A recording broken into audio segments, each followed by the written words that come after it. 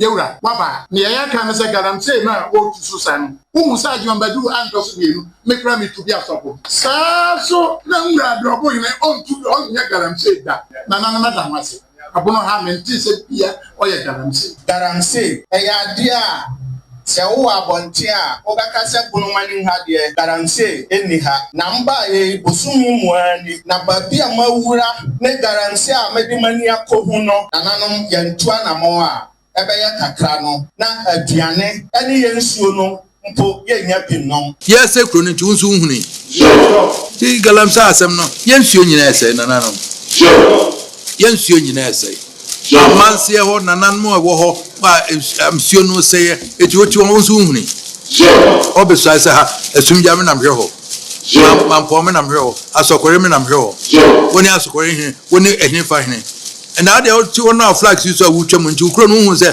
ade ye sai no na so abafia broska nti won so ntimi nka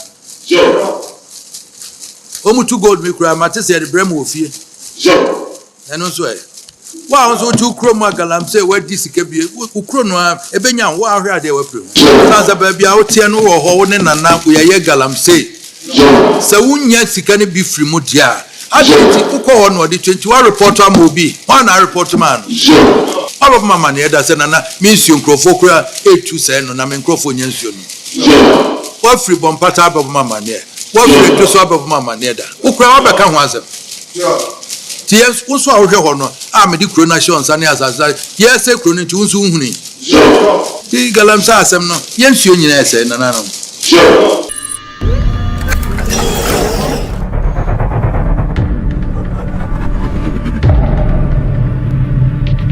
Abusia edini yesai eno are so tvgh edini ye so tvgh unya subscribe channel subscribe say no like no comment no share ma hofro so nya be de ahwe mo sonfo kwaku Alaska ni ba ko pe ya enenso so me wo he fa bio me wo do ma we ga say easy ade ne aso say na nada ba he so sa ye nsonsi ni so no kure na ye no kure ka ye ten so butwa ntro eto da bia ensem bi koso ewo ntentafidie ni so ne ne bi so aya na akoya bibiri sa asese bio asante de yempese be kan asem obi kan asem yempese ye be giatum da bi nye ne sa obi ni wo kire futuo ewi ase oni ba bi ni wo kire fo asem pakodo wati ase obi apa futuo adi because ne twane nkoyi a wo ka che ni pa obefa onfa anate ye pa futuo pa asante fo ye pe na nanadom ahene statement bi a ode tu dwa o kan se otumfo ye galamsey ye galamsey wo manhia ho oni ahemfo bi na ma joy prime force joy news fo a ye ho nyina documentary na eda nanim na da woni ma na otumfo ye galamsey da woni mu a wo betima otumfo de yan nanadom ahene edie ne se otumfo kura etu galamsey edie pa na betima ye otumfo wo kan na se ne na gaga na benda na butu edi na wetu ntimi nye otumfo hwe so what ya say ena no mpokura no otumfo ontu galamsey obabia wonye galamsey no ono woti galamsey site wo no be kan so afa boys ena boys yem nkofo yem ano otumfo na enkofo na himfu tu galamsey eye ne ema ensem fata wotu wo ade so no wonu ko ento pese o chise wonu ko ne besa so man nkofo kwan so mkotu galamsey aya na nsem bi ono mo asabio aya na nanadom ahene wo ka etode bia na emu ye bibi kakra ya tigana ha wo ye hu bio ye hu bi kura ye ni etwa bibire so ahemfo watu wo monye bi ne ohwim kura ahene otu ni kura se wo de otu galamsey side wo baabi ema yitu no ahemfo ye tu mo de so ayi kro we mehwehwe de ahyem mepa memo ahemfo a otumfo atu mo de so wa galamsey asese kro me videos ni nyina randa so what I say na eba ne se na sabie bibia ni na wo ye se na otumfo tu galamsey wo de wo se bonumam ye tu galamsey obonumam do ma kro mu de tu galamsey da na wo boa original minister ankasa na gina Mike wuti wo bi na wo se wo abonte be ka se bonumam mu de do ma ahen kro de ye tu galamsey ho nanso wan hwe yi galamsey be se kro ni nyinara And so na je bedu won be ka no last 2 years say 3 years mu nyina be ka say wo se doma ahinkro de yentu galamsey wo ho woti no sase wo se ho de wo betu galamsey wo be tu nipa ko tu ohino be wo be pam wo me ache no wo be sense me biri na na kan ense na oboa entiese na won regional minister mienu ebono regional minister mu mienu ho na ka no kore because sa incident ye see ya wo ka ho asem say itu galamsey semi wo ka woto bi na ono age mic no kan say wonni buruma mu ana say wonni doma ahinkro ho no mu a sabio obeka se ho de itu galamsey ho enso ho itu galamsey pa doma ye tu galamsey rough na wo san wo de on sabio wo san wo de amutunu ho no ba asante be ba se be ko obi chai se obi na otumfo etu galamsey na wo de wo yi yesi wo yi de da woni so awie nana wadawroma de da woni so no wo yi awie no be ka se otumfo etu galamsey wabre wunnim pefe se mo ho galamsey ekoso ndi se wo siesie wo de no be se obi de wa mande se de na otumfo de galamsey hene nwa wonu ye hene na wasantim na wutu galamsey e wona saase so ana wasaase a wot so na wo hweso wutu galamsey wo wutwa koku ogu wo ye niema wutwa wutu senkofu anuane na de tu galamsey betu ade so onfa nchawo wona na do ma hen ko nya akure betu ade so onya na so wo se na wutu galamsey wo mu ye galamsey wo a wo be kan se ye nya akure betima yi wo fra kunya so because wonya wo hena se wo deserve so wotra kunya so because galamsey sem na wo kana bonten huhu se ne ase wo fight galamsey ni nyina no enya no kore utu galamsey wo ho enti ba ne se na se be unyi se be mpune da woni suo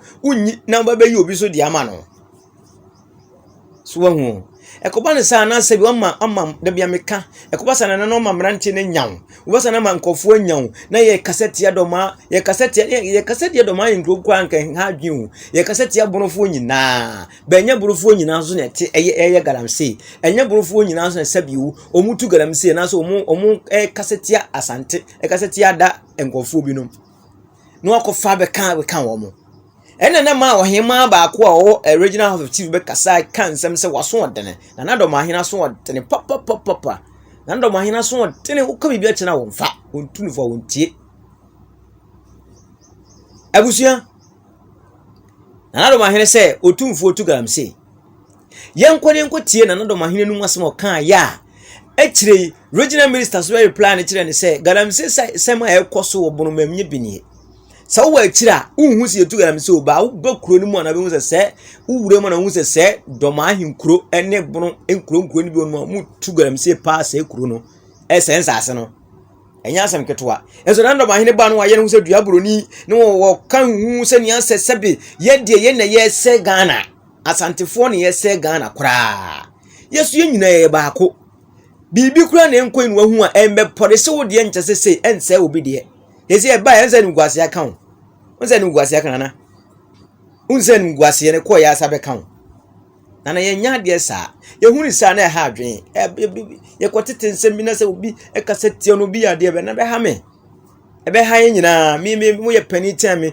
obraba wa bona na mi mo bi o timi be di watem timi kasente yawo so ati ase e ti abusia ye mo hwi ne enkotie ai ye enkotie na do ma hene emra wo ka se kro bia sante kotoko etu galamsey no ye ba sesi ya oya galamsey ni bi wona na do ma hene nkasa ye mu no o se otumfo etu galamsey na the fourth estate the article about kire se there is a link between that galamsey no any manhia hence otumfo na eye oya galamsey ni bi na nsa ba chiniti na manfo no wona Ghana ni di ba de ba nkofo betie na ba yo na ba kan fo adwuma de wato ni na ma ni mo nya na ho de amam na na ba chire June 2nd 2023 company bi baba friend Bodukan Holdings okoje prospecting license so okoye de okoye o prospecting na yi wo gold o Western region wo be ni na okoje ye no ba mo so yaso odumase but the man what line but the man no ni ba bi ba ya de ba du ma ba ya de ba ya galamsey sa ni ba na the man no te so mi anya madu anta so de no ba di amam oka mo ju ba ya galamsey na ama Joy FM the very before first it ba chi ni patro concession ye na dia concession no me do ko di no but kan no nipa ya ba dia e mama dua bonsu na oto aso magic man e say nipa ko ne lawyer ne ya so ka ho Julia ama ajapa amani na cha say ekofi ho na chef yo now what kind from an article at the 4th Estate Post here. Title of that article: Full details: illegal mining spree on Menchia-linked concession. Do you know what another man conveniently left out of that article? No, me was that same article. No, yankai article. Article in here, yanko party. Na another man kind of. Who owns Boduquan Holding? Incorporation records from the Office of the Registrar of Companies show that Boduquan Holding is closely linked to Menchia Palace. The company's beneficial owner, Nene Dua Bonsu, serves as a co-director alongside Mujib Rahman Ahmed, a lawyer for Menchia Palace, and Julia Ama Ajapa Amanin, widely known as Lady Julia, the wife of the Asantehene. Those names na mabubono, omo NASU omudinda companies so, omo call registrar of companies hono. Na yenski punko baby another mahina mfanka na asem no. Baby at the 4th Estate reaching out to a man for na omo war, you know, kind of omudinda company no so no. When contacted, Mujib Rahman Ahmed, ono na lawyer for Menchia no, denied any involvement in illegal mining. He insisted that Boduquan Holding had not begun operations at its site near Bibiani, let alone engaged in mining. This was before the Asantehene's recent public remarks about the invasion of illegal miners on the concession. Now, baby, I'm going to this lawyer in here. I say, if anyone is there, we need to deal with them. Mr. Ramal told the 4th Estate, we have no knowledge of any such activity. If someone is mining in our name, it is wrong. We are not aware of it. This is from the lawyer from Menchia, lose some statement. No. Because no favor some of person can. And even before this 4th Estate article, now no one can say otumfo ababeka say amount for being made to galamse or more credit deal run on the concession. Articles are there. Now here is the crazy part. Timeline a idea here. Date ya idea BS no e here kasa. The 4th Estate article Nana Domahene Eddie making a point no.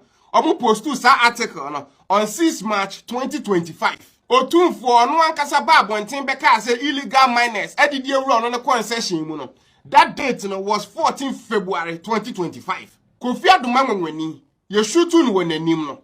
Eno no happen on 20th December 2024. Ena bra Kofi yire na na abene turuba ne first video ba be ye the chairman for the say na atuni kunu odoma no. Or yes, that video on 18th January 2025. He was shot in the face. Indeed, another man see the whole black of fit near propaganda. And yes, and Kasadi Nisi, which in this case, Niso Tumfu to Galam say, and Sana did they know Amade Babe propaganda, no say you should to black of you and a name, according to you, and Yana Kurano. And no more Ababe cover the fact is so Tumfu to Galam say so. But hey, dear Debbie. Propaganda ni bi kan happen ansana de krokra oba be ho propaganda de cover so ansana no kura mpokuresi in which word na sadi we say make sense propaganda ye da kan ni nya no yewura waba ni ya kan se galam say na o tu so san umusa ji mbadu anto so bienu mekra mi tu bi asopo sa so na nwura drobo yin on tu on nya galam say da na madam wase abono ha menti se bia o ye galam say. What is a pure guarantee? I'm asking a better, a better cost of one. For Bonoha, a guarantee in the part. Guarantee a idea. Sewa Bontia, Obacasa Bonomaning had ye. Guarantee anyhow. Number a Bosumu Mwani Nababia Mawura Ne guarantee a Medimania Kohuno Nananum Yantuana Moa. Ebeye kakra no na aduane ene ye nsuo no mpo ye nya pinnom na mehya mobo se mampanyine di tumi ama me se regional minister yi guarantee no ye betu so sa na eye afutuo na meka se wa ye wadwene se obeye guarantee ene wo ye guarantee no obesisa wadwene. If you say enche, you na ye betu ye ho agu forest no. Na why ye betu bia nso ene na nanom wanimo na na bia be pachewa enye ade bi se meti ase. Ye wo se mra di no mema mra di no. Abusia, sa wote na nado mahene se mo kan na.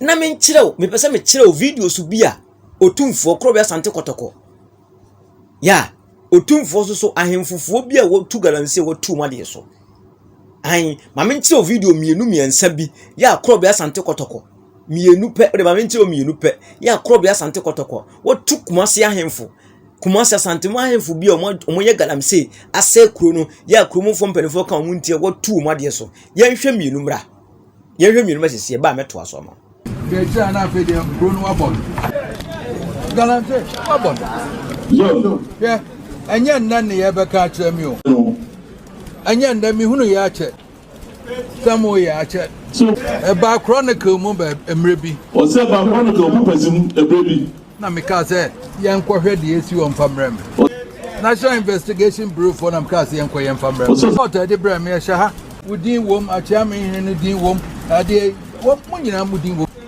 munyina mudin wom mudin wom enye nne ne ye beka akere o se nye ne beka akere no eba ya akere me nsaka eba abusumi be me nsase 9 Enti me mamutan wa mobobo kro no. O galamsa mo ye nyina mo nkosi ye nyina nem tumi no free mo nsati. Sabronim ni mo na mabbo no. Na mama nkrofo abanum su obatan wo kan na abayar sika wo penti. Empanyifo no eja wo hwane mo kan chem hwan mo de eyefa mo kan chem mo. Empanyifo ejina ha de eno kwasem ni imfanso nyina menum kasa chere na no. Eja ase mia mi ni achi amehene. Wọ́n nu díẹ̀ kúrò no ẹnu kwasẹ̀ mu nkọ́yè ẹ̀ máa yẹ padà wọ́n bẹ̀ kú. Ọmọ sọ́mi máa ń sọ yẹ. Sẹ́díẹ̀ mímu yà ní kànú sáà nà tiẹ̀ nkọ́yè máa yẹ òun mìíràn díẹ̀ nkọ́yè máa yẹ. Ẹsẹ̀ kúrò àmì ọmọ gyina wọ́n nípa tó tẹ̀ kúrò wọn dendenden. Ẹsẹ̀ àná kúrò bí àmì bẹ́ ká ní ọ̀rẹ́ ti. Na mo mbaba kwa ansa na afa akonwa no masi. Bia me sa ka che o mo so ne se. This in wanya akokodo antemo. Na media me ka chem se mo pa mo za nkodin kwa memi achimu nyina agum na mo hwa dem. So na chem enne obetumo. Na this na wanya kwan enya akokodo antemo. No tumu ne. Na fo mema. Monko na mo ko so le se mo bibi mo fro ho. Obetumo nyina magum. So what you na me ka chem na. Mo galamsa mo ye nyina mo nkosi ye nyina nem tumi no free mo nsati. O mo fi akonwa nto ne enko. Mo ro en pabo. Mo ro mbabo.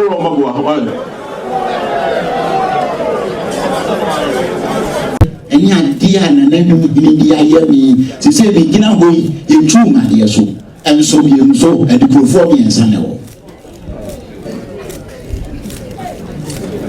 obi ko nyani se se na nanum boso e wo ho enim ne aye ada otumfo bi dia de kase dia wo bi ni dia wo bi so number 2 sa kitini fontonfo menchini e bukam o ma be gun dai ma hifio na o ma ri adehie no fa ne ye abusia pani a wode misi akonya so no afiri no ho watata na ma wakotra ne yiri krom am ye de funu na ebre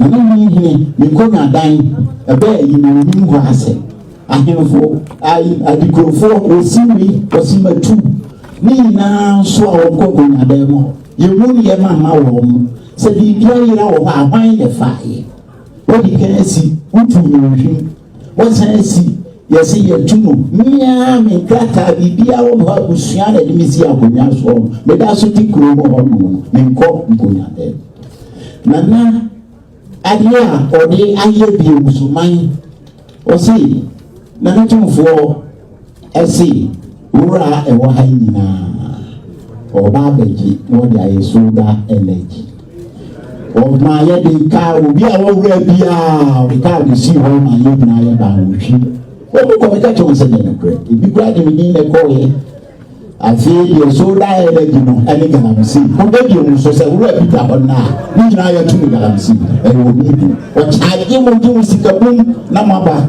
no ma ba ma ku afo no kakra bi ye tu ga na si bi so ni na Azaka ho se mensasi nyina otumfo asa agedi ama boen monti deze mini asa si bi deze mo kan ku ya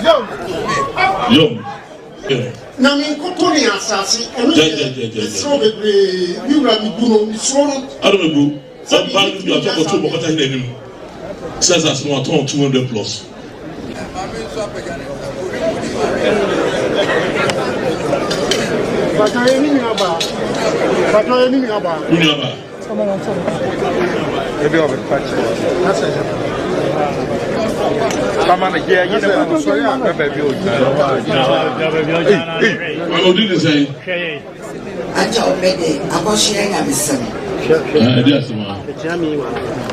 Nana, madam,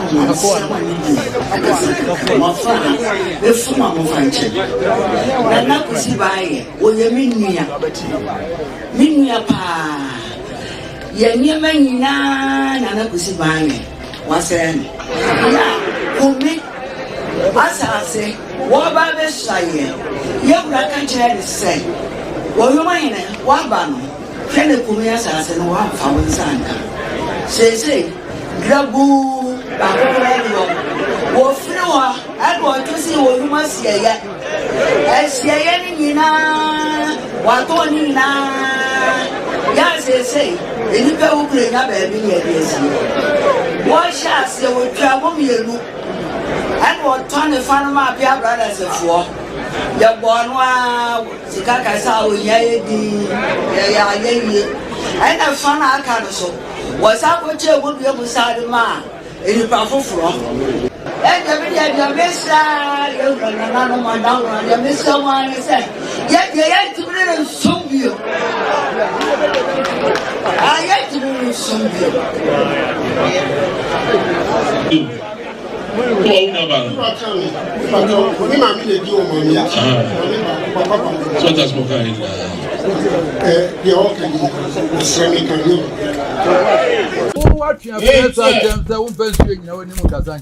I will be what you have now, and jump on the head, 7 funds now, but and a Sancho that. What's up the dance? What's up, sent and the second? What's up with the dance? What's up, and a sense I can. So, we do the correct. Actually, that's the open trunk on top of my man. Now, so we talk to us at the head. Now, for us, who did now, for us, who didn't. Yantagan, I'd best say. Yantagan, I'd best say. Now, for the Tangan, say, trunk on top. Now, so the Tangan, Tangan, what the mother said, Chavo. And nobody heard yet, and someone has IPM. Was there no crowd? Something about the money. Can someone has a pure watch? A fracture, but baby, some fracture, baby. Tantan time. Now, baby, your day. Was it my fantasy? Oh, no, day. What's your question? I couldn't ask you. You are so much to go. I couldn't ask you so many. Or you be mammy. Or you be my son, but the money. Or you be my son. Or you be my son. My friends, you are the man that the people are living that. Debbie, or you be my son, or you be that. Yum. Say, Cassie, with you about Open your eyes a bit, Ira, almost such a perfect. Tafuna, such a perfect. Oh, woman, you are woman, such a much nine. And 12 women to get your deny. And 12 women to get deny. And I want to make my best. Ah, so we want to put up a so open soon on best. Say, some person, say to person, on best. And I make him catch him when I'm come. And I was walking. Or you did not catch him, the one who is so too. So catch him, what sent Uncle Sick? I was in first year. Now, yes, sir. That was also the young. So somebody who saw the general must also said that the second that said, so we were bending the crack, made for so many as I showed that. Somebody aside to catch him in him. Young, what you quite giant.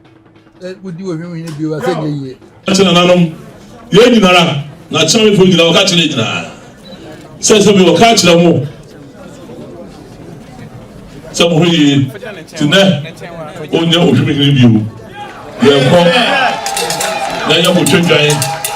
I was in the Nasabi, not with you. Nasabi, no one, I with you. Kakum, Ebusame Bois. enti edi na kire se wo na nadom ahene wo betima be kase otumfuo tugaram sei ena Joy Prime Force Joy TV fo ade nanenam ayent documentary afa ne ho e kire se afira himfie na din wo woda wanim ya wo complain wo kan ho asem kitikiti onya brikiti ya asema ba be kan se wo hima kan se wo kan se no na ade fo nam wan na ade nam saa edi entia na otan benko senye otan po ade awo ye obi be kasa ye otan etan hunu na wotan asante etan hunu na untimi so nya asante nya peda wo wo wi pusa kentem ma untimi nya asante nya peda akoro bia okasa obaye bia okasa oye onu wo ye showman show action man okasa obesi ni obesi onsi otowa na okasa tobe na Ghana beze obesi so sauti ya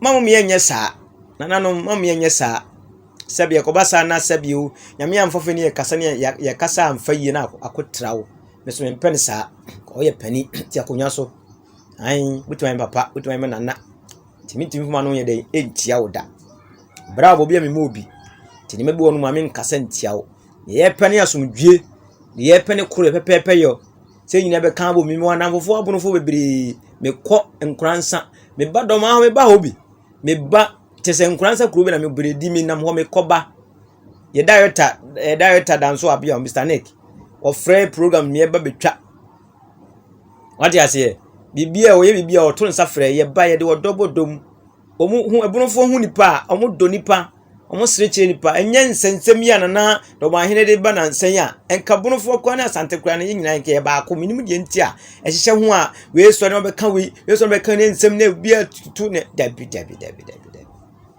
ti e besre na do ma hene sebe is next time na wada romani di mu na we nye sebe me ntimi mama no ti a wo sa asem no next time na wo ka asem bia no wa hwe se saade ni bi nkoso wo ho because original minister na mu na be ka se galamsi e koso onye bi ni Joy for na ngasa kwa sa ye video fa ho so ti na do wa hene ya ye ne za ye ka o ai ka so firi mem ai ka so firi mem ya chew e da wa hene wo ye do galamsi ni bi ho na wo ye bi pa nti emwure ni nguso enye se bi asante na ye galamsi ya asante nso bi ani ho ase wa ha o oba be hu asante lake ase etu nso godo lake o obe hu bi order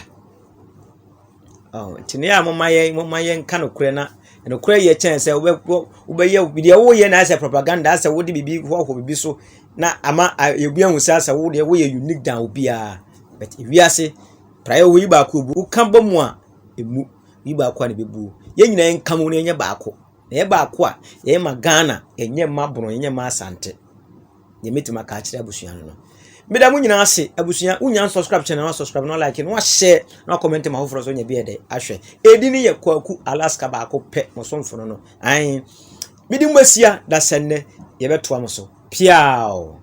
So thank you for watching the video. Thank you for subscribing to my channel. And thank you to those who are about to subscribe to the channel. Please subscribe to the channel and share and like the videos that I give you.